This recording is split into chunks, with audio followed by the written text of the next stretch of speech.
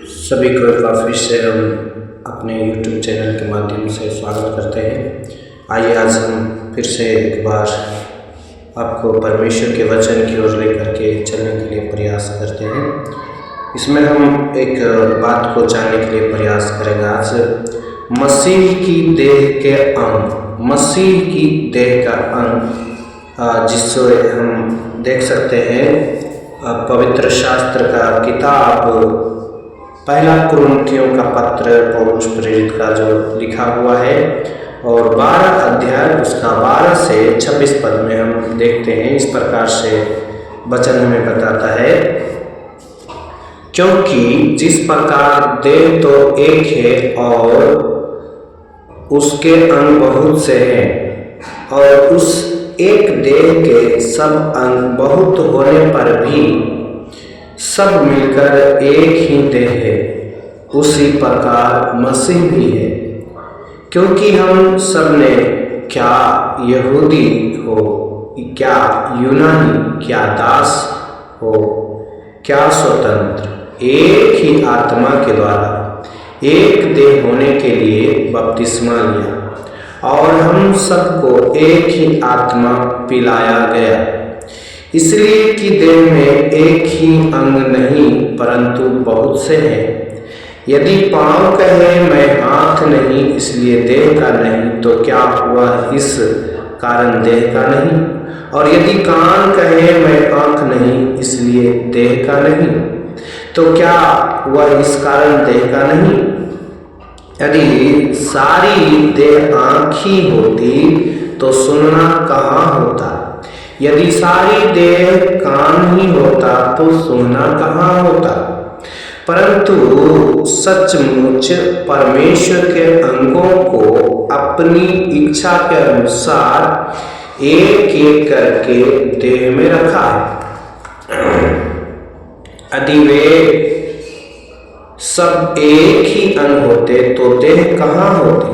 परंतु अब अंग तो बहुत से हैं परंतु देह एक ही है।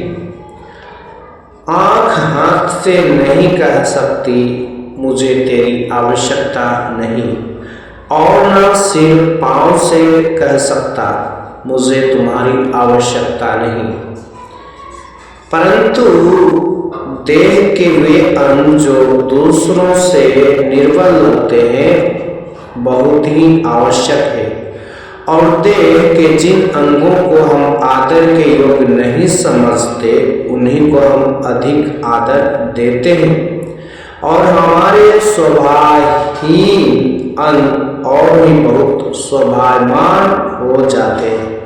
फिर भी हमारे स्वभावमान अंगों को इसकी आवश्यकता नहीं, परंतु परमेश्वर ने देह को ऐसा बना दिया है कि जिस अंग को आदर की घटी थी उसी को और भी बहुत आदर मिले, ताकि देह में फूट न पड़े परंतु अंग एक दूसरे की बराबर चिंता करें। इसलिए यदि एक अंग दुख पाता है तो सब अंग उसके साथ दुख पाते हैं, और यदि एक अंग की बड़ाई होती है तो उसके साथ सब अंग आनंद मनाते हैं। मेरे प्रियो, ये परमेश्वर का वचन से हम बात कर रहे हैं, तो इसमें जो मुख्य बातें हम आपके सामने रखना चाहते हैं वो यही है कि देह में बहुत अंग होते हैं। दूसरी बात, प्रत्येक अंग का अपना काम होता है। तीसरी बात, अंगों की रचना उनके काम के अनुसार है। चौथी बात, देह की भलाई सब अंगों के मिलकर काम करने पर निर्भर करता है। अंगों में आपसी मतभेद नहीं है, आपसी तनाव नहीं है। छठवीं बात, अंग एक दूसरे का बराबर ध्यान रखते हैं। और सातवीं और महत्वपूर्ण बात, पूरी देह प्रभु यीशु से जुड़ी हुई है जो देह का सिर है। मेरे प्रियो, इसको हम वर्गीकृत करें तो एक परिवार के रूप में हम वर्गीकृत कर सकते हैं। जैसे एक परिवार जब बनता है तो उसमें सबसे पहला जो व्यक्ति होता है वो क्या होता है, पति होता है, उसके अंदर पत्नी आती है, उसके नीचे उसके बच्चे आते हैं, तो ये एक परिवार कहलाता है। या हो सकता है उसके पहले उसका पिता यानी पति का पिता यानी कि दादाजी होगा पहले, फिर पिताजी होगा, फिर उनका पत्नी यानी माँ होगा, उसके बाद उसके बच्चे होंगे।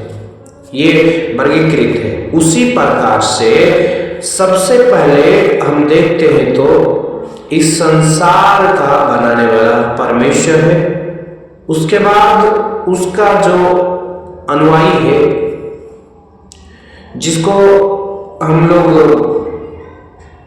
ऋषि मुनि बोलते हैं वो है, उसके बाद उसके नीचे जो ऋषि मुनि के अंदर शिक्षा लेते हैं वो है। तो इस प्रकार से हम देखते हैं तो परमेश्वर सबसे पहला कौन है। हम लोग अपने भाषा में बोलते हैं तो सबसे पहले हमारा जो सिर है वो किसी व्यक्ति किसी स्त्री का सिर उसका किसी स्त्री का सिर उसका पति होता है और पति का सिर परमेश्वर होता है। तो इसलिए भारतीय कल्चर में भी इस चीज को अपनाया गया है कि पत्नियों को हमेशा सिर ढक कर के बाहर निकलना चाहिए। क्यों?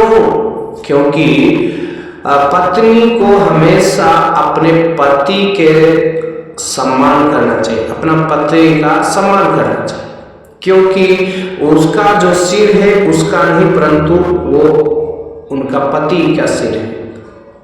इसलिए हमारा भारतीय संस्कृति में पति को परमेश्वर का दर्जा दिया जाता है और पत्नी अपने पति का हर एक बातों में सहमति प्रदान करते हैं, सहमत होते हैं।